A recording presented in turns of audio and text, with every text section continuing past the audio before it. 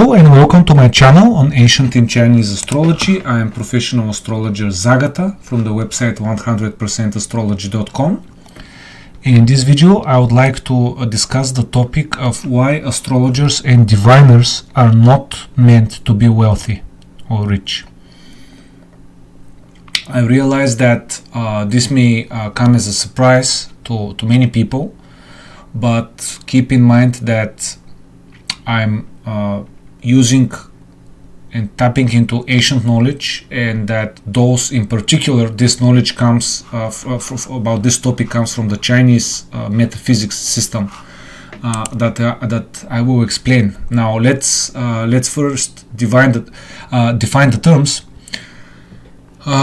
So here's the picture that I selected for this video, because here is my channel, Ancient in Chinese Astrology. In my video, Is Astrology a Science?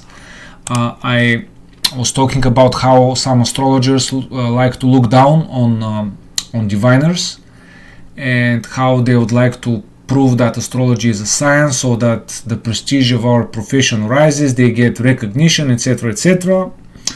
Well, the issue is that, first of all, what do we mean by diviners? What I mean by diviners, again, coming from divination, coming from the divine. So divination is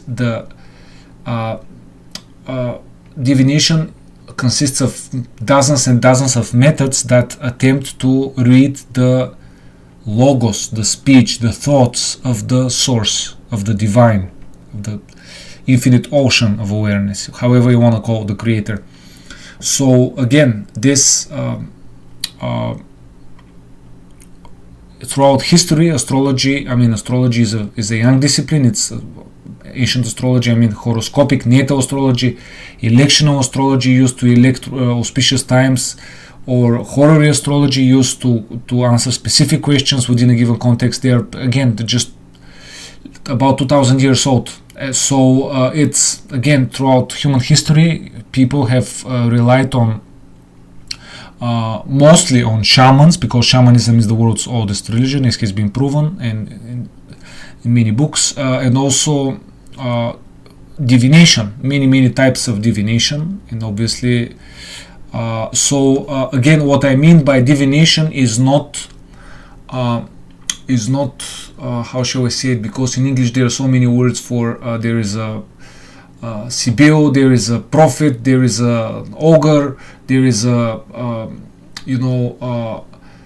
fortune teller, there is etc., etc. By divination I mean people who use a specific method. That method does not it obviously doesn't use a natal chart, so it deals with specific questions within a given context. So horary astrology is the counterpart of divination in astrological terms. So divination, it could be tarot cards, it could be Game of Hope, or known as Lenormand cards, it could be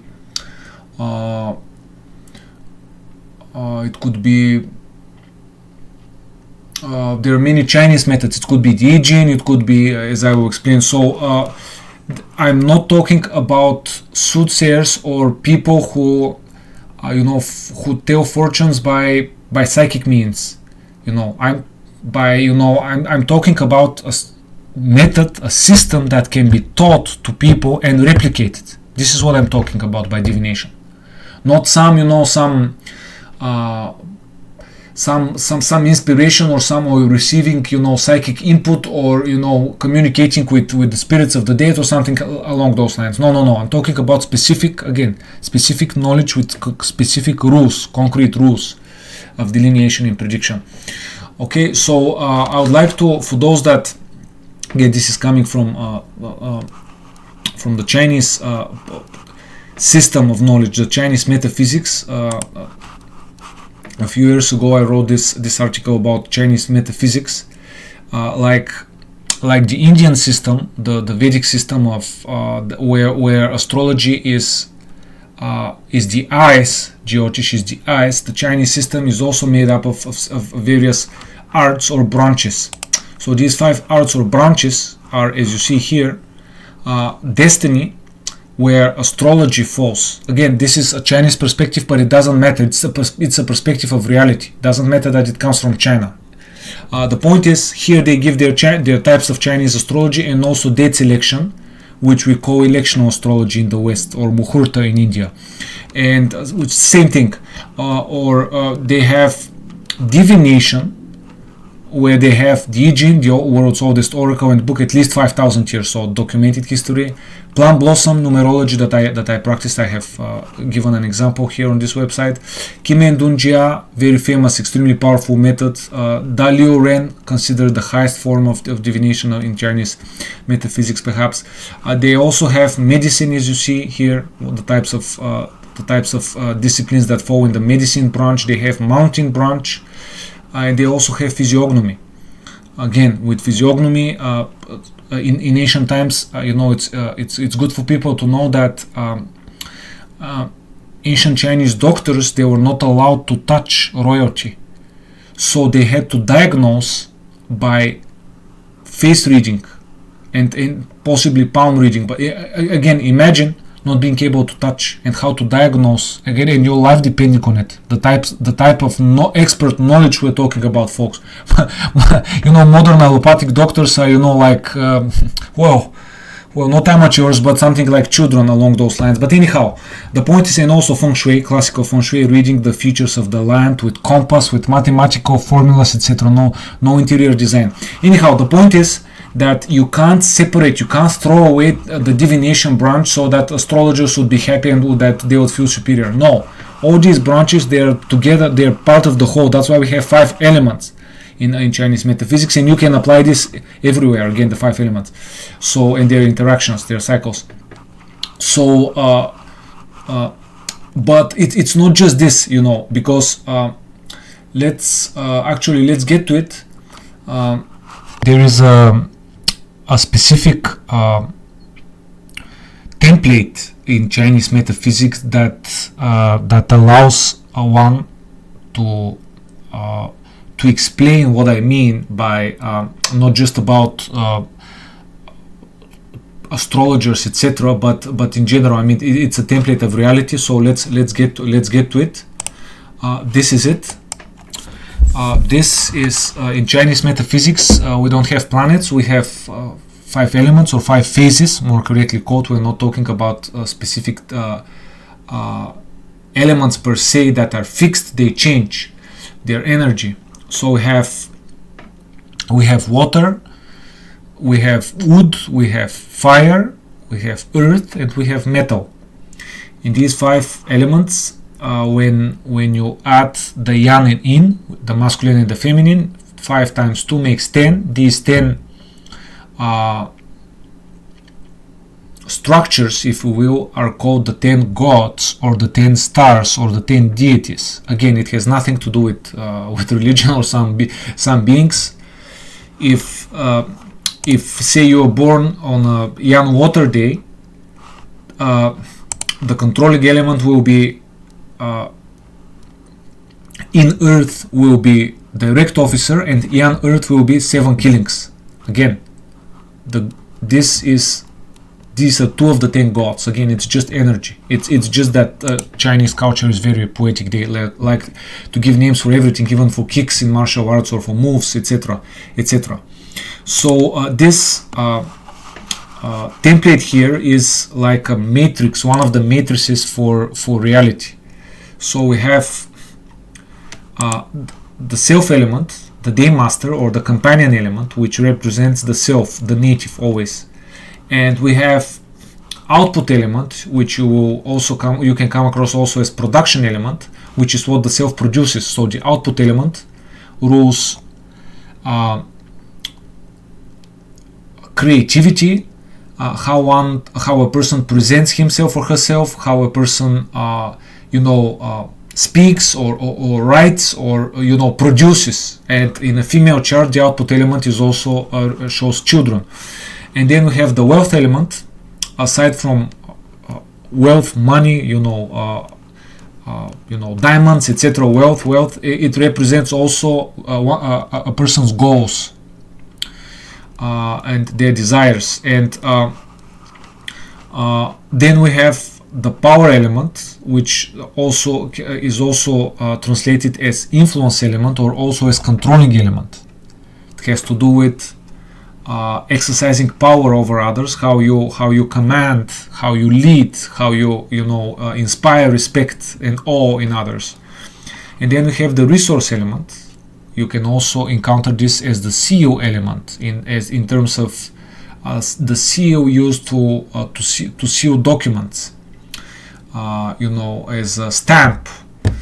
So the point is that there are three types of cycles in terms of the 5 elements. We have production cycle, which is where, for example, imagine this is the self is water. So water, this sign shows production. Water, when you water a given plant, it grows. So we say that water feeds or produces wood. Then when you use wood, you create fire. So wood breathes or creates fire, again a match, and you ignite fire. Then when after fire burns, after it's weakened, it gets reduced to ashes, which is they go into the earth, which is earth.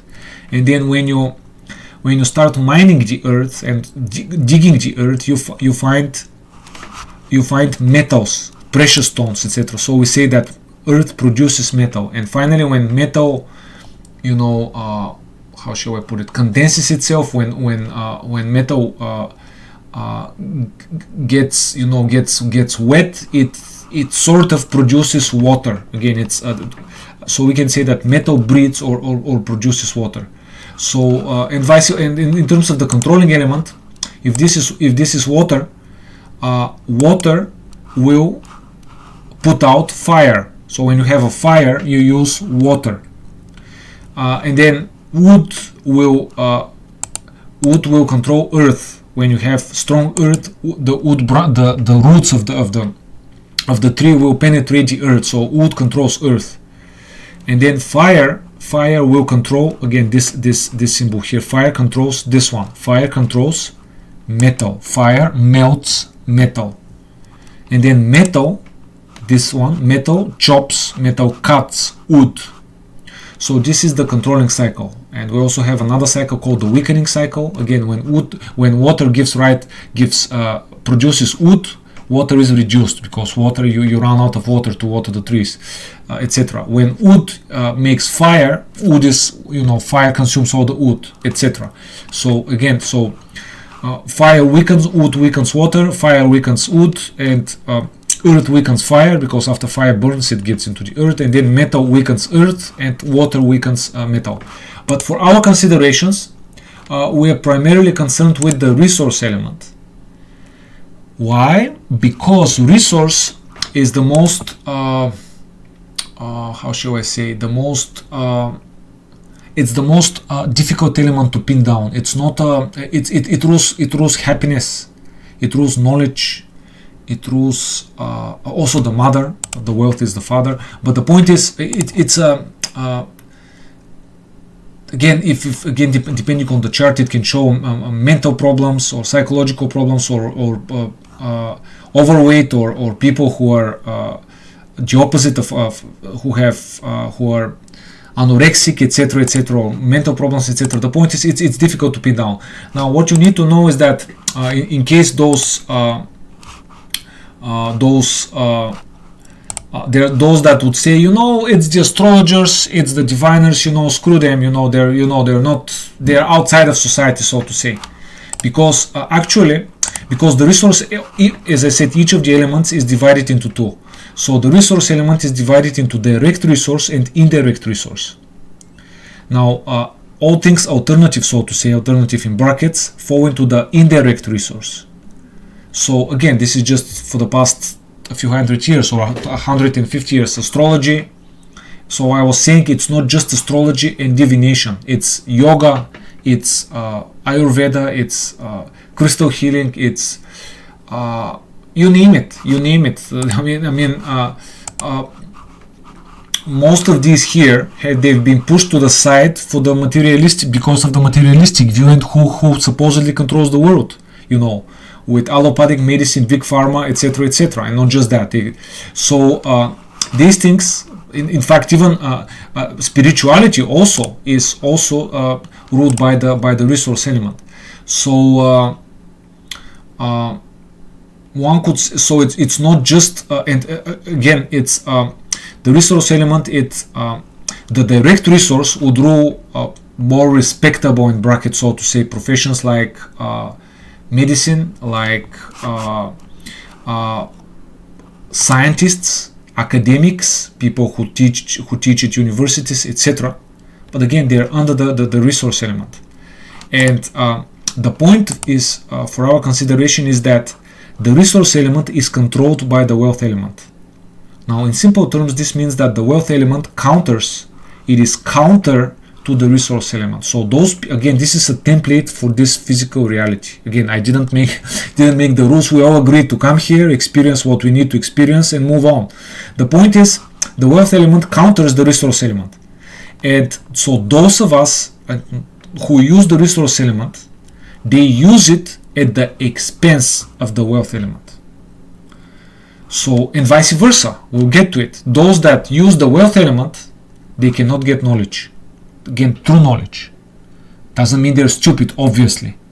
Talking about true knowledge, deep knowledge, profound knowledge. And vice versa, I will explain for the others. The point is that for our consideration, the resource element, and you know, if you have studied the history of astrology, but again, it's not just enough astrology, because as I explained, this resource element rules many professions, alternative, in brackets, professions. So for example, with Chinese metaphysics, if you have studied Chinese metaphysicians in history, you will see that, again, you would be, I don't know of a single case of any astrologer or metaphysician who has become wealthy. Again, I'm talking, and I should explain that, talking about real knowledge dedicated, so the person should be dedicated to this knowledge, to the resource element. I'm not talking about, because nowadays there are people who have become millionaires or multi-millionaires supposedly using the resource element, but they're not. They're having a business. They're selling courses with watered down materials, or they're writing dozens and dozens of books, etc., etc. They're luring in potential students for the sake of benefit. I mean, for the sake of material benefit, not for the sake of spreading real knowledge. Because again, remember, in terms of the indirect resource, astrology, divination, Ayurveda, etc., these were yoga, these were oral traditions. Again, there is a reason. Again, this is a very it's a template of reality. Again, love it, hate it, take it or leave it. We are blessed and happy to be able to, to study this and to know our place, so to say, not just us. Although I'm primarily doing this from the perspective of the resource element, and primarily astrologers and diviners, but the others also, because I sympathize with all experts in their fields that pertain to the resource element in this video. For example, I was saying you'd be very hard pressed to name a single astrologer, diviner, etc., who was very wealthy in history, because I don't know of any such case. And I've studied in detail. Again, I'm using both ancient and Chinese astrology. But for example, there is it's true that astrologers served kings, queens, emperors, popes, the aristocracy, etc. But they were dependent on their patrons. They were not. Again, the resource element is it's not. For example, in the Chinese tradition, the Han Dynasty that was founded. Let's see. Was it 1st century before the Common Era? About 2000 years ago. It was founded, of course, through the help of Chinese metaphysics, through the resource element. But again, I apologize, I forget the names. The Chinese names are not easy to remember for someone from a Western culture. But the man who helped create the Han Empire, he was not. I mean, who helped the person become emperor and found the Han Emperor, the Han Empire. The Chinese metaphysician, he was not wealthy. The emperor became wealthy, obviously, but not the Chinese metaphysician. Likewise, in the Ming Dynasty in the 14th century, when they defeated the Mongols through Chinese metaphysics, again, the metaphysician did not become wealthy. In fact, they tried to assassinate him, and not just him, but many other Taoists. So again, whereas the emperor became, so with the one who are wealthy are the ones that use the wealth element, which are the banksters, which are the merchants, which are the speculators, or those that hold the power, kings, governors, possibly judges, but not necessarily, but those that hold the power. So again, by the way, while I was preparing for this lecture, a brief history of ancient astrology, I came across the astrologer Baubilas of the first century of the Common Era, and he is the son of Thrasyllus, the court astrologer to Roman Emperor Tiberius, and so Baubilas, there is a method, in fact, that has survived, that bears his name, but we don't have any surviving. We have two charts from Baubilas, but we don't have, it's not like Valens or Dorotheus or other prolific astrologers. So the point is, I learned that Baubilas was actually, like in the past, like most people, most people of knowledge, because literacy rates were very low. So those who were knowledgeable, they were extremely knowledgeable, unlike today. But anyhow, so Baubilas was also, he became, sorry, I forgot the name, something like a governor or a ruler of a part of Egypt, because the Roman Empire, it invaded Egypt and actually added Egypt to its territory in the first century when Cleopatra died. So 60-70 years later, Baubilas, the astrologer, but again he had other roles, he had other knowledge. He became one of the. Again, he was assigned the role of ruling a part of Egypt, and so he was a political figure. So he was not. Again, I'm talking. He was. So he didn't. Someone could say, he was an astrologer. He was rather wealthy. Well, folks, show me the charts. Show me the charts by astrologers and by diviners, etc. I'm talking by physicians, by yogists. I'm talking about people who are constantly working with clients, with people who are helping them, etc. I'm not talking about someone who is doing astrology or the resource element on the side. Okay, so this doesn't count. I was glad to read about it, but again, he was a political figure also. So no other. It's worth mentioning because after so many years I did not know about this. And again, how many astrologers do we have? How many colleagues do we have, or diviners that have been placed in such an influential position? So rather, he was using the influence element, the power element, the controlling element, not the resource. But anyhow, let me also explain that this template contains so much information that a whole book can be written about this. But let me give you some insights. You see that the resource element, which represents knowledge, the resource element produces the self element, the companion element. So and strengthens the self. So knowledge, psychic abilities, if you will, or manners, education, strengthen the self.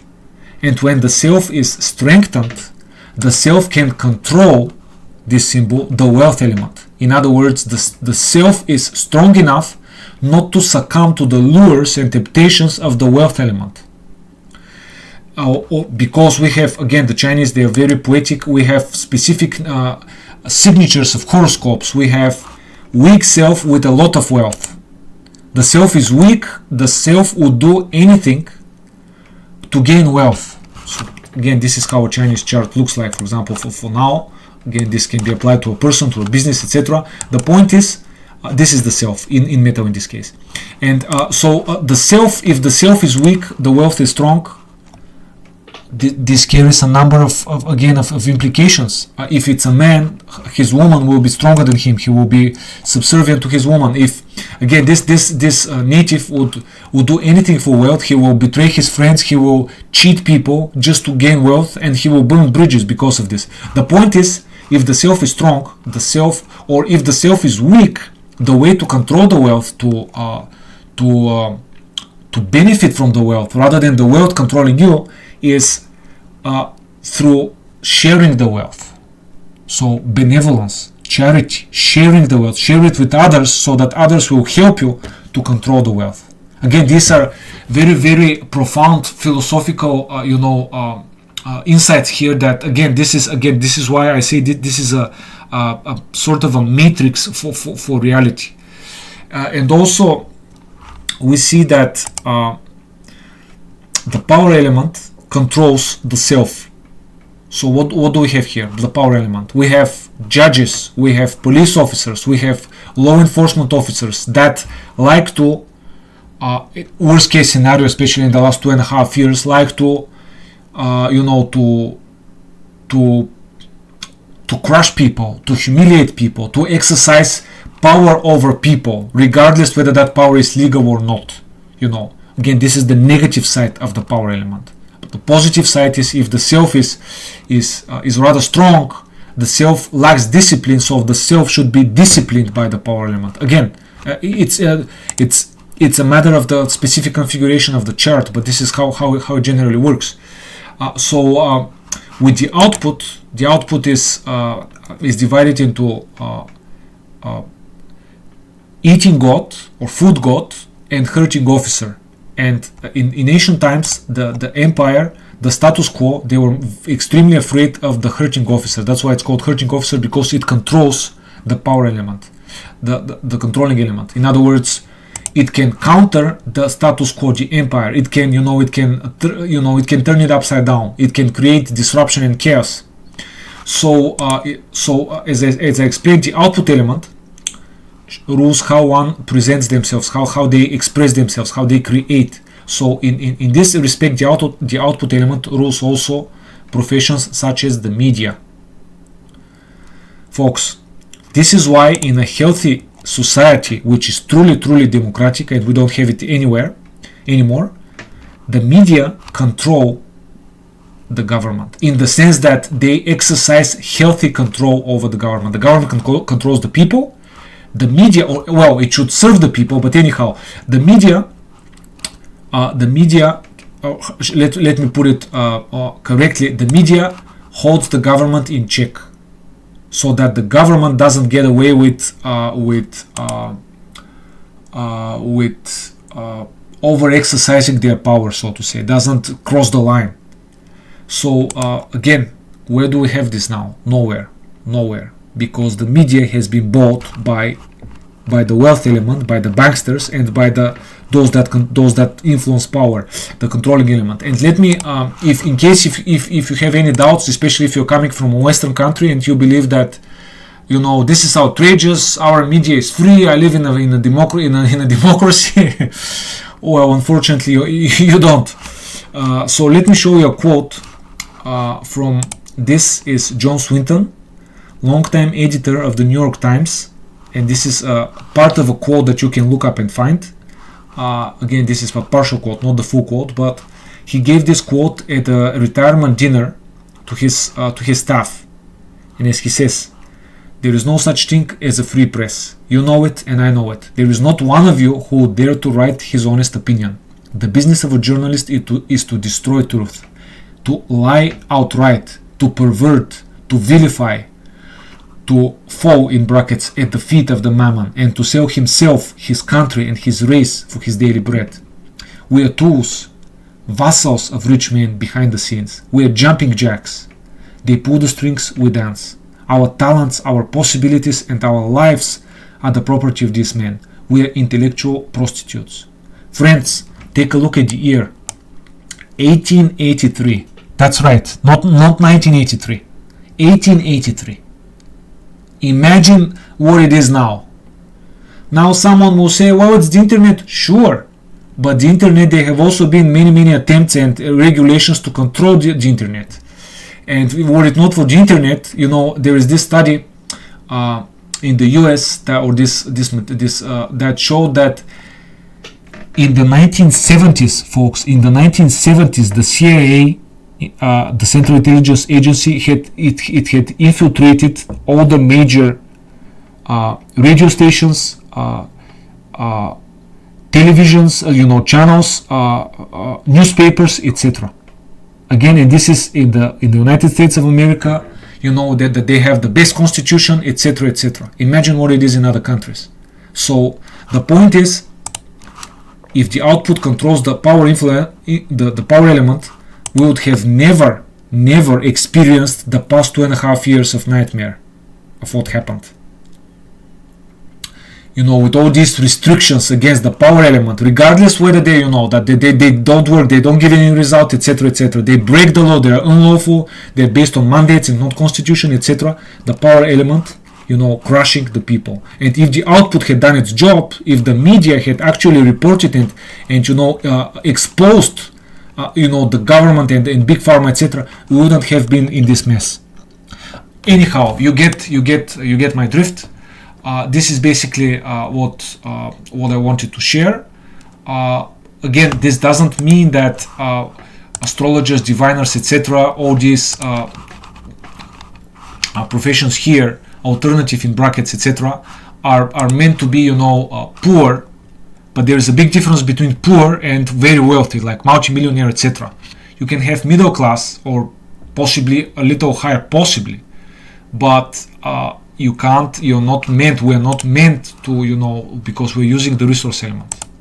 Someone could counter and say, there are some doctors, allopathic doctors, who have become millionaires. That's true, but they're not caring for their patients. They're caring for the money and their slaves of big pharma, and that's reality. Because you will not find millionaires in any other medical field, such as, again, as I'm showing here, the acupuncture and herbs and all the other alternative in brackets fields. You will not find such people, because they're working with people. They're not pushing products and selling products, etc.